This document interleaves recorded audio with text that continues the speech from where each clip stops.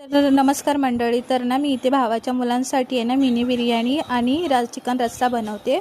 तर तुम्हाला माहिती आहे मागच्या वेळेस ना मी गावाला गेले होती, म्हणजे माझ्या सासरी. तिकडे मी मटण पुलाव आणि मटण रस्सा खाल्ला. तर मला भावाच्या मुलांची खूपच आठवण आली होती. आता त्यांना माझ्याशिवाय कोणीच बनवणार नाही, आईला काही फारसं जमत नाही आहे. तर त्यांच्या आईची तर जागा मी नाहीच घेऊ शकत, पण आई एवढं प्रेम देण्याचा मी प्रयत्न करते त्यांना. आणि मग म्हटलं चला आता ना त्यांच्यासाठी आपण मिनी बिर्याणी चिकन बिर्याणी बनवूया. तर ते मटण नाही जास्त खात, त्यांना चिकनच आवडतं.